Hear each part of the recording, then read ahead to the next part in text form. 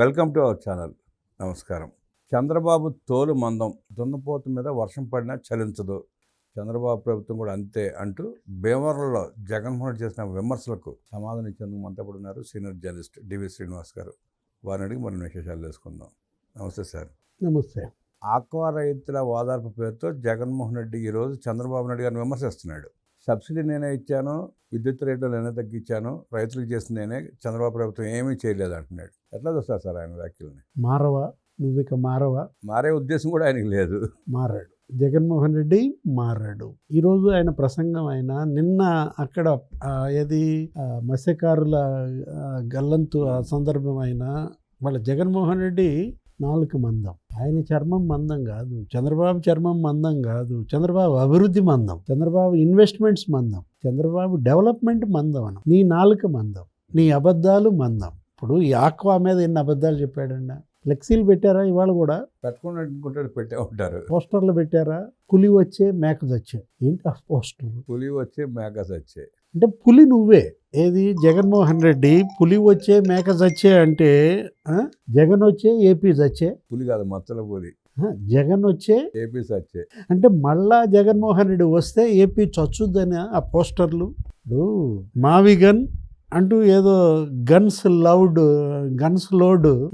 ఏదో పెట్టారు. అంటే మళ్ళా జగన్ వస్తే గన్ రూలా? అదే సార్, వాళ్ళ ఉద్యోగం స్పష్టంగా చెప్తున్నారు వాళ్ళు. అంటే పాయింట్ బ్లాంకా మేము వస్తే గన్ కల్చర్ తీసుకొస్తాం, ఆ గన్తో ఎవరిని పడితే ఆయన కాల్ చేస్తామని చెప్తున్నారు స్పష్టంగా వాళ్ళు. జగన్మోహన్ రెడ్డి అదే శైలి, అదే స్టైలు. గతంలో ఏ విధంగా అయితే నోరు బారేసుకున్నాడో, కాల్చి చంపండి, నడి రోడ్డుపై ఉరి తీయండి, అప్పుడు ఏది ఆ నంద్యాల ఉప ఎన్నికల మాటలు లేదు. ముఖ్యమంత్రిగా కూడా అదే నోటి దూల.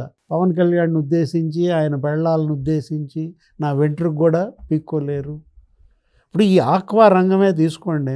ఇవాళ అతను వచ్చి మాట్లాడుతున్నాడు. 1100 కోట్ల భారం వేశాడు. నేను 3000 కోట్లు చెల్లించాను, చంద్రబాబుకు ఎగ్గొట్టి 400 కోట్లు కూడా నేనే ఇచ్చానంటాడు సార్ ఆయన. 11 సీట్లు ఎందుకు వచ్చినాయి? ఈ అబద్ధాలకు వచ్చినాయి. 1100 కోట్లు ఆక్వా రైతులపై భారం, 11 సీట్లు. విద్యుత్ సబ్సిడీల పేరుతో అతను చేసిన మోసం. ఆ రోజు చంద్రబాబు యూనిట్ ₹1.5కి ఇచ్చాడు. ఆక్వా రైతులకి యూనిట్ ₹1.5కి ఇచ్చి 2019 ముందు ఆయన 2014-19 మధ్య ఆక్వా రైతులకి యూనిట్ ₹1.5కి ఇస్తే నువ్వేం చేశావు? 2 ముక్కలు చేశావు. జోన్, నాన్ జోన్ అని తీసుకొచ్చావు. 10 ఎకరాల లోపాడుకే ₹1.5 విద్యుత్ అన్నావు. 10 ఎకరాలు దాటినాడికి ₹3.85 నువ్వు ఛార్జ్ చేసి ఏమని చెబుతాడు? చంద్రబాబు వేశాడు అని చెప్తున్నాడు. దారుణంగా అబద్ధాలు చెప్తున్నాడు. అంటే అతను నాశనం చేస్తాడు, చంద్రబాబు నాశనం చేశాడు అంటాడు.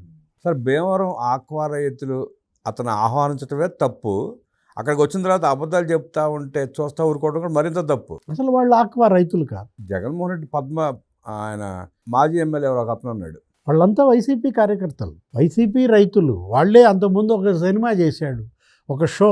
ఏది వీళ్ళందరూ వచ్చి ఆయన ఇంట్లో కలిసినట్టు, ఆక్వా రైతులతో భేటీ పెట్టినట్టు, ఏదో డెడ్ లైన్ ఇచ్చినట్టు, పలానా తేదీలోపు కనుక నువ్వు ఫీడ్ తగ్గించకపోతే నేను భీమవరం వస్తానని ప్రకటించటం. ఫీడ్ ధర ఎక్స్ఎమ్మెల్యే ప్రసాద్ రాజు కొంతమందిని పోగేసి కార్యకర్తల్ని ఆక్వా రైతుల పేరుతో డ్రామా షో. అదొక సర్కస్, జెమినీ సర్కస్ అని గతంలో ఉండేది. జగన్ సర్కస్ అయింది. ఇప్పుడు మేత ధర జగన్మోహన్ రెడ్డి 5 ఏళ్లలో 6 సార్లు పెరిగిందండి. ఆక్వా ఫీడ్ నువ్వు 5 ఏళ్లలో 6 సార్లు పెంచినప్పుడు ఎవరి చర్మం మందం? జగన్ రెడ్డి మందం. అక్కడే అర్థమైపోతుంది కదా. ఒక్కొక్క రైతు పైన 20,000 భారం పడి, జగన్ ఈ ఫీడ్ పెంపు వల్ల ఒక్కొక్క రైతు పైన, ఆక్వా రైతు పైన 20,000 రూపాయల భారం. అతను 5 ఏళ్లలో ప్రతి ఆక్వా రైతు పైన 1,50,000 నుంచి 1,80,000 భారం పడింది. ఎకరానికి 1,50,000 నుంచి 1,80,000 వేసిన నువ్వు ఇవాళ ఆక్వా రైతులపై మొసలు కన్నీరు గారిస్తే, వాటర్ ట్యాక్స్ నీటి పన్ను 1000 లీటర్ల మీద 10 రెట్లు పెంచాడండి. మందమా కాదా? తోలు మందం. 10 రెట్ల మందం. జగన్ చర్మం 10 రెట్ల మందం అన్నమాట. ఎక్కడ ₹12, ఎక్కడ ₹120 అండి. జగన్ సీఎం కాకముందు 1000 లీటర్ల నీటిపై పన్ను ఎంత వేసింది? ₹12. నువ్వు సీఎం అయినాక ₹120. అంటే 10 రెట్లు పెంచినాడు. నీ చర్మం మందమా, ఆయన చర్మం మందమా?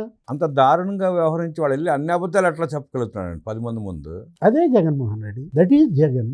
అది నాలుక మందం అంటోంది అదే. ఇది ఇతను ఇంకొక విషయం, మార్కెట్ సెస్ 4 రెట్లు పెంచాడు. జగన్మోహన్ రెడ్డి ఆక్వా వ్యాపారం పైన మార్కెట్ సెస్ 4 రెట్లు పెంచావంటే 4 రెట్లు మందం నీ చర్మం. 0.25% ఉండే. జగన్ సీఎం కాకముందు మార్కెట్ సెస్ ఎంత అండే ఆక్వా పైన? 0.25%.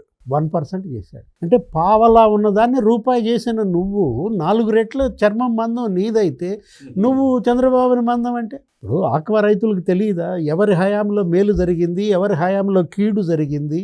ఎంతమంది ఆత్మహత్యలు చేసుకున్నారండి జగన్మోహన్ రెడ్డి వల్ల? క్రాప్ హాలిడే ప్రకటించారు ఆక్వా రైతులు. జగన్మోహన్ రెడ్డి పరిపాలనలో క్రాప్ హాలిడే ప్రకటించారు. పట్టిసీమ నుంచి నీళ్ళు ఇచ్చే అవకాశం ఉన్నా ఆ రైతులకు నీళ్ళు కూడా ఇవ్వలేకపోయాడు కదా, ఇవ్వలేదుగా. ఇతను ఆక్వా రైతులపై మొసలు కన్నీరు గారిస్తే నిన్న కూడా అదేగా. నిన్న అక్కడ పోయాడు జబ్బర్పేట ఏదో, అక్కడికి వెళ్ళి ఫిషర్మెన్ మీద అసలు మామూలు కన్నీరు కాదు, మొసళ్ళు కూడా సిగ్గుపడేటట్టుగా. ఆ మత్స్యకారుల ప్రమాదానికి మరణానికి ప్రభుత్వ నిర్లక్ష్యమే కారణం అంటాడు ఏంటంటే, ఎట్టా నిర్లక్ష్యం అవుతుంది ప్రభుత్వానికి? ఇప్పుడు కచ్చులూరు బోటు ప్రమాదం, దాని గురించి మాట్లాడలేదు, శవాలు కూడా ప్రజలకు అప్పచెప్పలా. బోటు ప్రమాదం కచ్చులూరులో పడవ మునిగితే కనీసం ఆ పడవ తీసావా? మునిగిన పడవే నువ్వు బయటకు తీయలేదు, అసలు వాళ్ళకి మృతదేహాలు కూడా లభ్యం కాలేదు. అంటే నువ్వు అసలు ఏ విధంగా మాట్లాడతావు? ఇప్పుడు మత్స్యకారుల విషయానికే వద్దాం. 273 మంది చనిపోయారు. ఇచ్చావా 273 కోట్లు? మరి ₹1 నువ్వు ఎలా డిమాండ్ చేస్తావు? కనీసం 10 లక్షలు ఇచ్చావా? 5 లక్షలు ఉండేది 10 లక్షలు చేస్తా అన్నాడు, చేయలేదు ఇవ్వాలి. ₹1 ఇవ్వలేదండి 273 మందికి కూడా. అతను 63 మంది చనిపోయారు. ఒక చోట 63 మంది చనిపోతే ఒక సందర్భంలో ఒక సంవత్సరం కనీసం వాళ్ళకి డెత్ సర్టిఫికెట్లు ఇవ్వాలి. మత్స్యకారులు చనిపోతే 63 మందికి డెత్ సర్టిఫికెట్లు ఎందుకు ఇవ్వలేదు? పరిహారం ఇవ్వాల్సి వస్తుంది. అంటే నువ్వు మొసలు కన్నీరు గారిస్తే ఫిషర్మెన్ పైన జువ్వలు తిన్నబోతావు, లేకపోతే ఇక్కడికి పోతావు. అరే, ప్రధానమంత్రి మత్స్య సమృద్ధి యోజన, దాన్ని ఉపయోగించుకుని తమిళనాడు నంబర్ 1గా మారింది సముద్రపు ఉత్పత్తులలో. అంతకుముందు ఆంధ్రప్రదేశ్ నంబర్ 1గా ఉన్నది. జగన్ సీఎం అయినాక 5వ స్థానానికి దిగజారటం ఏంటి? దాన్ని స్కాములు చేయటం ఏంటి? 300 కోట్ల స్కామ్ అండి. ఫిష్ ఆంధ్ర పేరుతో జగన్మోహన్ రెడ్డి అందరి చేత ఫిష్ ఆంధ్ర అవుట్లెట్లు పెట్టిస్తున్నానని చెప్పి ఒక్కొక్కటి చోట ₹1 ఇస్తారు. సెంట్రల్ గవర్నమెంట్ స్కీమ్ అడ్డం పెట్టి డబ్బులు తినేశాడు. 300 కోట్లు అక్కడికి వెళ్తే పోయేది. అక్కడికి వెళ్ళి జగన్మోహన్ రెడ్డి ఒక సెల్ఫీ ఛాలెంజ్ చేయాలా? ఇదిగో నా ఫిష్ ఆంధ్ర చూసారా, మూతబడింది, ఇవాళ టీ కొట్టు నడుపుతున్నారు, ఇవాళ జెరాక్స్ దుకాణాలు నడుపుకుంటున్నారు వాటిల్లో. అరే, ఇప్పుడు 2500 కోట్లండి, 2500 కోట్ల విలువైనటువంటి భూమి ఇది. ఆ మత్స్యకారులకు సంబంధించినటువంటి అంశం 20 ఎకరాల కబ్జా. 20 ఎకరాలు కబ్జా చేశారు. గంగవరం పోర్టు తెలుసా? గంగవరం పోర్టు అది ఓన్లీ ఫర్ ఫిషర్మెన్, మత్స్యకారులకు ఉద్దేశించినటువంటి పోర్టు. ఆ రోజు మత్స్యకారులు అసలు రాజశేఖర రెడ్డి పరిపాలనలో పెద్ద ఆందోళన, పెద్ద ఎత్తున కాల్చి చంపారు. ఫిషర్మెన్ని కాల్చి చంపినటువంటి జగన్మోహన్ రెడ్డి, రాజశేఖర రెడ్డి వాళ్ళపైన ముసలి కన్నీరు గారిస్తేనండి. నూకరాజు అని మీకు తెలుసో లేదో, మీరు చూసే ఉంటారు. అప్పట్లో పేపర్లో బాగా హైలైట్ అయింది. ఏది, ఒక బాదుకి ఒక మత్స్యకారుని ఎలాడగట్టారు, కాళ్ళు చేతులు ఏదో పశువుని తీసుకెళ్తున్నట్టుగా కాల్చి చంపిన ఆ నూకరాజు కుటుంబాన్ని వెళ్ళి పరామర్శించు. ₹1. నిన్న అసీదిర్ అప్పలరాజు కొడుకు ఏది బుల్లెట్తో గుద్ది చంపాడు. ఎవరు? ఆ దానయ్య అనే కుటుంబం. ఆ కుటుంబానికి ₹1 ఈ ముందు. నీ హయాంలో ఎంతమంది చనిపోయారు? ఎవరికన్నా ₹1 ఇచ్చావన్నా? ఇప్పుడు ఏ విధంగా ₹1 డిమాండ్ చేస్తున్నావు నువ్వు? నేను వచ్చినాక ఇస్తా అంటాడు. నువ్వు వచ్చేది లేదు, చచ్చేది లేదు. ఓటంటే ఊరికి చెప్పటమేగా, మాట చెప్పటమేగా. నేను మళ్ళీ వస్తే ఇస్తానంట. మీరు అన్నట్టు వచ్చేది లేదు, చచ్చేది లేదు అని చెప్పి వాగ్దానాలు చేస్తున్నాడు. 7 లక్షలు ఇచ్చాడంటలే. అక్కడ మత్స్యకారులు గల్లంతైన కుటుంబాలకు పార్టీ తరపున 7 లక్షలు ఇస్తానన్నాడు. పార్టీ తరపున ఇవ్వడు. ఆ వాసుపల్లి గణేష్ వాళ్ళు ఉన్నారు కదా, ఫిషర్మెన్ లీడర్, ₹1,00,000 ఇస్తానని చెప్పాడు. ఇప్పుడు ఆ సాయి కృష్ణకి అదేగా చేసింది.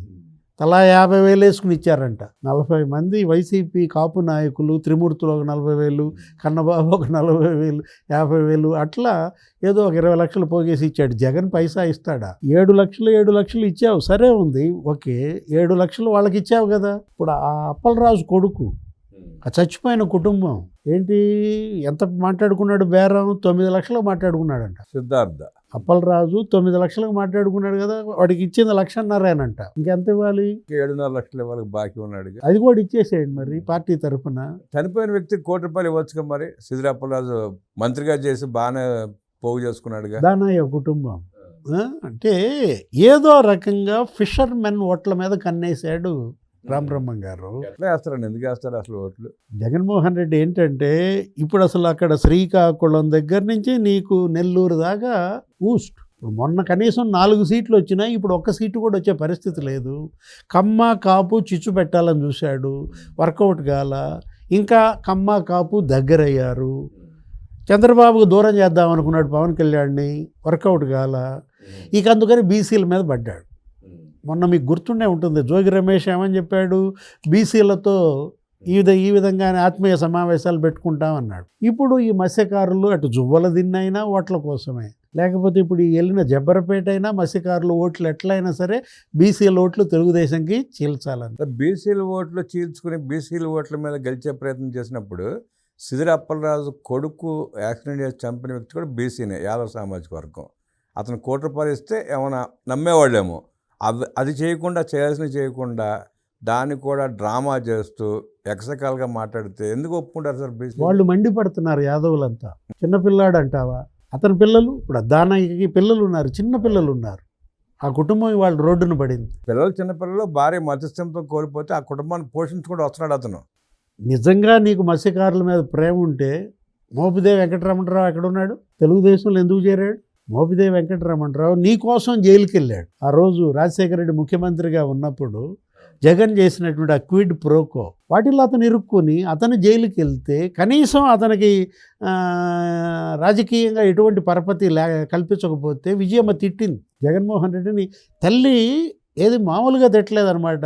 అరే మన కోసం ఆ కుటుంబం బలైంది, జైలుకి వెళ్ళాడు, అతనికి ఏమన్నా ఇవ్వండి అని అంటే అప్పుడు ఇచ్చాడు రాజ్యసభ. అది కదా మోపిదేవి వెంకటరమణరావుకి నీ మీద కోపం. అతన్ని డమ్మీ చేశాడు నిజాంపట్నం నియోజకవర్గంలో. నిజాంపట్నం నియోజకవర్గంలో మోపిదేవి కుటుంబానికి ఉన్నంత విలువ అది ఎప్పటి రాజకీయం అతనిది. అట్లాంటిది నిజాంపట్నంలో అతన్ని తీసేసి ఎవరికో అక్కడ ఇన్ఛార్జ్ వైసీపీ ఇచ్చి అతని పునాదుల్నే కూల్చేయాలని కుట్ర. ఆ డీజిల్ సబ్సిడీ మొత్తం ఎగ్గొట్టాడు కదండి మత్స్యకారులకి. అక్కడే తేడా మోపిదేవి వెంకటరమణకి, జగన్మోహన్ రెడ్డికి ముఖ్యంగా. నిజాంపట్నంలో ఒక ఆక్వా హబ్ అని పెట్టారు. ఇది 280 ఎకరాల్లో పెట్టినటువంటి ఆక్వా హబ్ 280 కోట్లు స్కామ్ చేశాడు జగన్మోహన్ రెడ్డి. అక్కడ బెడిసి కొట్టింది. ఏది పేరుకేమో ఆక్వా హబ్బు, అది కేంద్రం ఇచ్చినటువంటి నిధులు, అక్కడ చేసింది లేదు, పెట్టింది లేదు, మొత్తం 280 ఎకరాల కబ్జా. ఏది ఆక్వా హబ్ ముసుగుల్లో. అంటే ఫిషర్మెన్ పొట్టగొట్టి నువ్వు ఇప్పుడు ఫిషర్మెన్ మీద మొసలి కన్నీరు, ఆక్వా రైతుల పొట్టగొట్టి నువ్వు వాళ్ళ మీద మొసలి కన్నీరు గారిస్తే ఏ ఆక్వా రైతు నమ్ముతాడండి జగన్మోహన్ రెడ్డిని? అరే ఇప్పుడు ప్రతి రైతు మీద 2 లక్షల భారం మోసిపోయావే 5 ఏళ్లలో. ఏదో రకంగా జగన్మోహన్ రెడ్డి అబద్ధాలనే నమ్ముకున్నాడండి. ఏది నేను పదే అబద్ధాలు చెబుతా, నమ్మక చేస్తారా అని ఒక చులకన, జనం మీద చులకన, జగన్ బలం. అంటే అక్కడ భీమవరంలో అబద్ధం చెప్తే బాపట్ల ఆక్వా రైతులు నమ్ముతారేమో అనుకుంటున్నాడు. బాపట్ల నుంచి మేము భీమవరం దాకా, నరసాపురం దాకా, పాలకొల దాకా ఆక్వా రైతులందరూ పడిన బాధలు ఒకటే రకమైన బాధలు కదండి. మొత్తం 1045 కిలోమీటర్లు కోస్తా తీరం మొత్తం ఇవాళ జగన్ అంటే మండిపడతా. ఎందుకంటే అతను చేసినటువంటి అవినీతి కుంభకోణాలు, భూ కబ్జాలు. ఎవరు నమ్ముతారు జగన్మోహన్ రెడ్డి? వాళ్ళ నిలువల్ల విషం నింపుకొని పదే అబద్ధాలు చెప్తే వినడానికి, నమ్మడానికి ప్రజలు సిద్ధంగా లేరని, జగన్మోహన్ రెడ్డిలో మార్పు రాకపోతే అతన్ని ప్రజలే తరిమి కొట్టే పరిస్థితి వస్తుందని విశ్లేషించిన డివి శ్రీనివాస్ గారికి ధన్యవాదాలు తెలియజేస్తూ నమస్తే.